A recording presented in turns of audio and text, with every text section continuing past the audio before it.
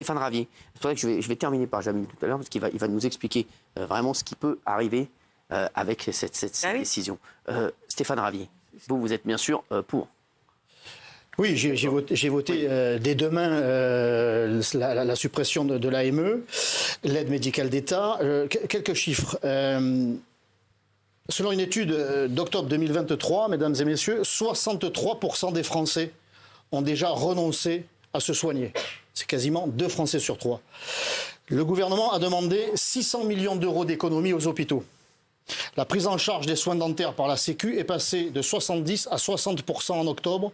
Et au cours de ces 20 dernières années, on a supprimé 100 000 lits d'hôpitaux, expliquant aux Français, imposant aux Français cette vision économique que nous n'avions plus les moyens, que l'hôpital était à l'agonie, qu'il fallait se serrer la ceinture. Et dans le même temps, l'on a créé en 2000 l'aide médicale d'État, qui aujourd'hui atteint des sommets avec... dans l'aide médicale d'État, je rappelle que c'est la prise en charge médicale qui est réservée à des étrangers clandestins. Oui. Parce que j'entends sans papier, on pourrait penser que c'est cette foutue administration française qui a oublié de donner les papiers. Ce sont des clandestins, ce sont des hors-la-loi. Eh bien, ils sont pris intégralement en charge et ça nous coûte 1,2 milliard d'euros aujourd'hui. Il y a eu 20 000 bénéficiaires de plus en 6 mois. Donc on voit bien que ça constitue un appel d'air. Et ça leur est réservé. Ils ne cotisent rien et ils perçoivent tout. Imaginez les téléspectateurs qui nous regardent ce soir, mais ils doivent être en folie et je les comprends. Il y a là une injustice sociale et c'est un encouragement à l'illégalité.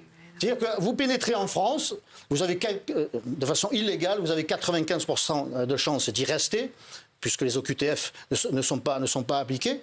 Et en plus, on vous réserve une aide médicale qui n'est pas accordée aux Français, qui, eux, contribuent, travaillent toute leur vie et à qui on dérembourse. Le prix des mutuelles explose, les médicaments sont déremboursés. Comment voulez-vous que ça soit entendable par les Français? C'est donc une mesure de justice nationale. Toute la séquence, les pancartes, s'il vous plaît. Alors, donc, pour vous, donc, vous l'avez dit, c'était une urgence pour vous? Bien sûr, c'est une urgence. Dans la situation dans laquelle se trouvent des millions de nos compatriotes, il y a 10 millions de pauvres dans ce pays. Alors, il y a bien sûr des Français, puisque notre système économique ultralibéral en fabrique chaque jour un peu plus, mais manifestement, on n'en a pas assez. On en importe des pauvres. Mais enfin, il y a 10 millions de pauvres dans notre pays.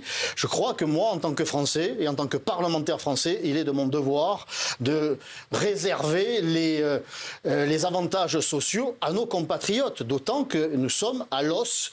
Le peu de financement que nous avons encore, il doit être réservé à nos nationaux. Alors, je me tourne vers Jamil, parce que c'est quand même le docteur. Donc lui, il va nous dire déjà si... Principe de réalité. Voilà, c'est ça. Oui, est-ce que c'est possible?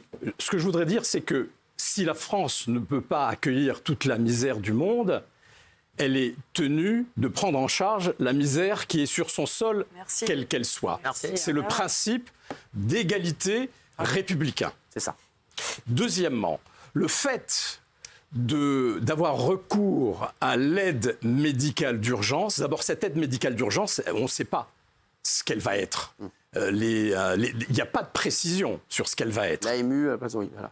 Mais ça, on en parlera plus tard.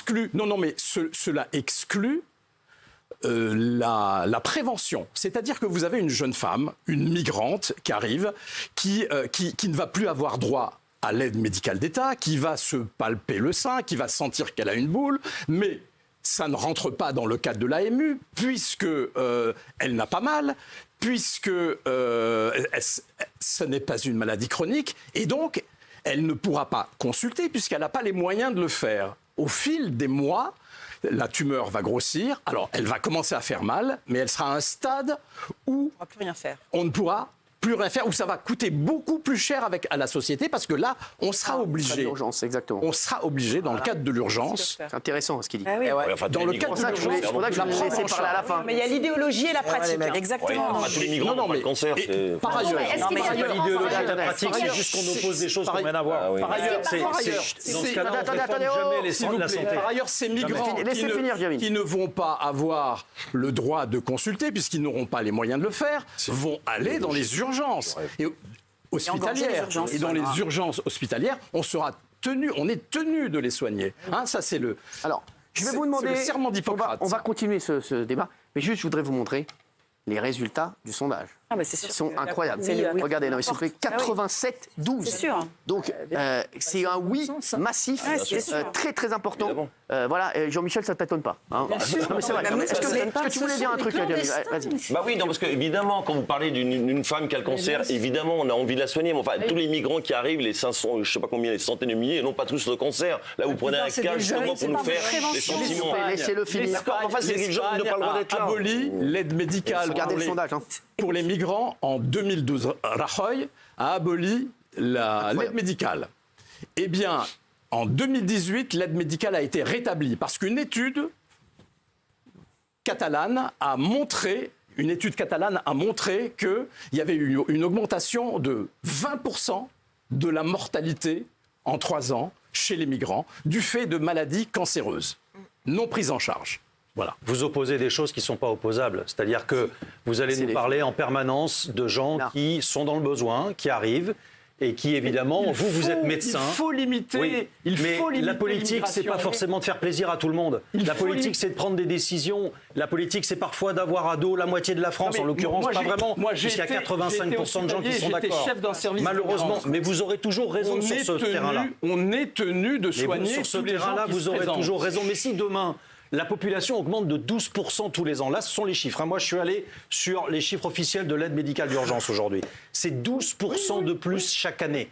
Comment, vous-même, on l'a rappelé tout à l'heure avec la problématique des hôpitaux. On n'a pas les moyens. On va être Demandez aux gens, les gens n'ont pas les moyens. À l'hôpital, on va être étranglé parce qu'on va être obligé de soigner. Est-ce que vous ne croyez pas que c'est une fin d'appel d'air? L'hôpital ne va pas être remboursé. Ça va alourdir les charges hospitalières. S'il vous plaît. Oui. Est-ce que vous pensez qu'aujourd'hui, en France, il y a une seule personne, enfin, au minimum, enfin, une seule personne qui a, par exemple, le cancer ou quelque chose comme ça, qui ne peut pas se faire soigner? Un Français, je parle. Est-ce que vous pensez qu'il y a des gens comme ça dans cette situation? Pas d'un cancer. Est-ce que c'est possible ou pas? Non, mais ce que je dis... Non, mais répondez, pardon. Juste répondez pas oui ou pas. Français.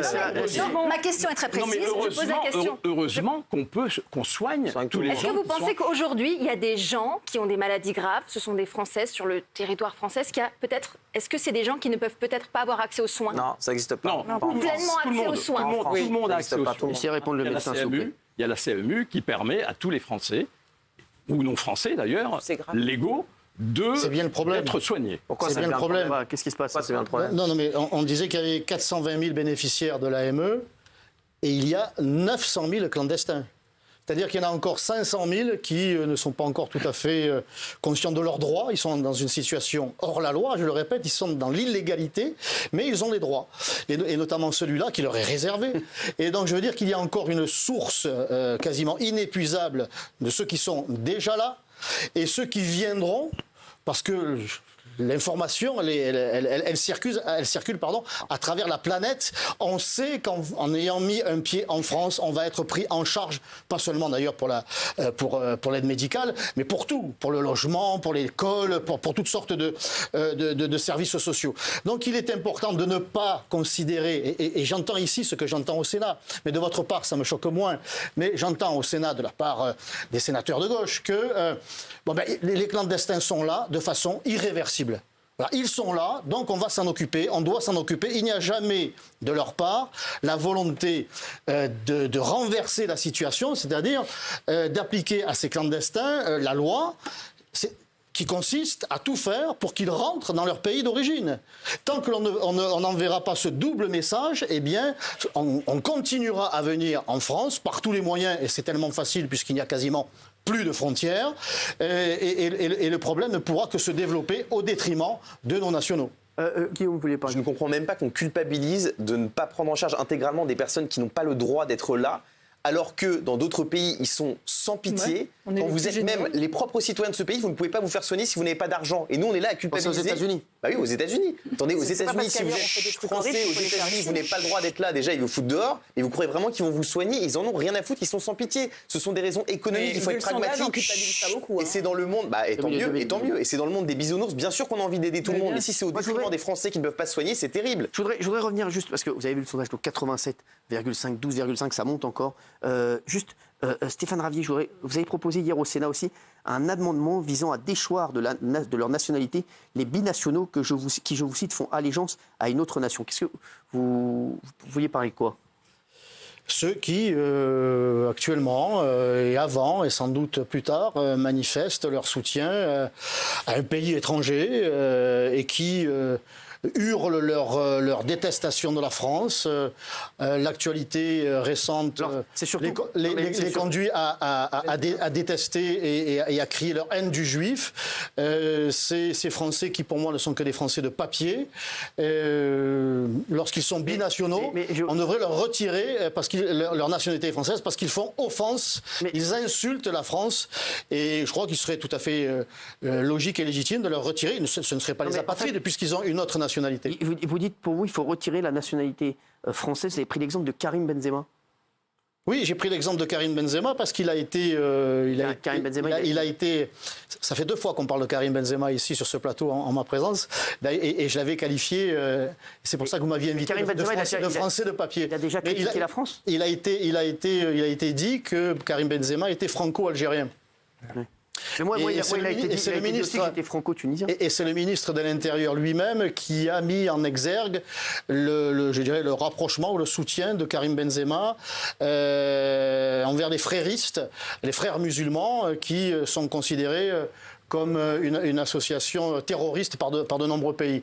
Donc s'il est avéré que M. Benzema soutient les frères musulmans et qu'il est avéré qu'il a la double nationalité, M. Benzema, comme les autres dans sa situation, eh bien, mériterait qu'on lui retire sa nationalité française. Monsieur Ravier, les frères musulmans ne sont pas hors la loi en France. Hein. C'est bien le problème. Ils sont considérés comme terroristes dans leur pays de naissance, si j'ose dire, en Égypte. Est-ce que vous pouvez le rappeler ça? Nous sommes toujours en retard. C'est important ce que vous dites. Les frères musulmans ne sont pas interdits sur le territoire français. Donc, le Hamas est du fait que Benzema soutient les frères musulmans ne fait pas de lui un paria. Le Hamas est issu des frères musulmans. Mais il n'a pas fait il faut quand même le savoir.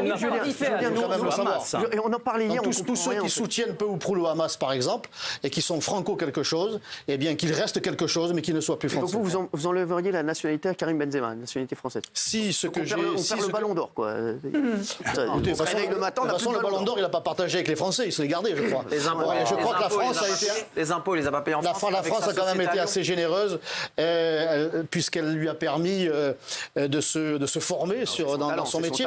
Non mais Benzema, il a jamais payé d'impôts. La réalité, c'est celle-là, c'est qu'il a.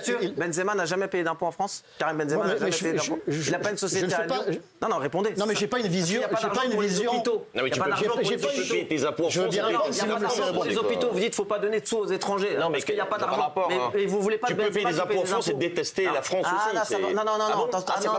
J'ai pas une vision du droit. J'ai pas une vision du droit censitaire, monsieur. Moi, je ne considère pas que quelqu'un mérite d'être français puisqu'il paye des impôts. Ça, c'était l'ancien régime. Parce qu'il y a beaucoup de Français qui ne payent pas d'impôts parce qu'ils n'ont pas ils ont des salaires très bas. On doit leur retirer leur nationalité française. Donc l'impôt ne fait pas le français. Qu'il ait payé des impôts avec les sommes astronomiques qu'il a gagnées grâce à la formation en France, c'est quand même la moindre des choses. Société en France, pourquoi il ne défiscalise pas? Non, mais il faut partir sur des bases solides aussi. Tout ça part aussi du fait des déclarations. Alors, qu'est-ce qui vous permet de dire que Benzema déteste la France? Ah oui, c'est ça. Parce qu'il l'a dit. Il l'a pas dit. Il est plus subtil que ça. Il l'a pas dit. Il a dit qu'il avait choisi. On a demandé pourquoi il ne jouait pas en équipe d'Algérie. Il a dit j'ai choisi l'équipe de France pour le côté sportif. Genre, les résultats sont meilleurs. Mais côté cœur, je suis algérien.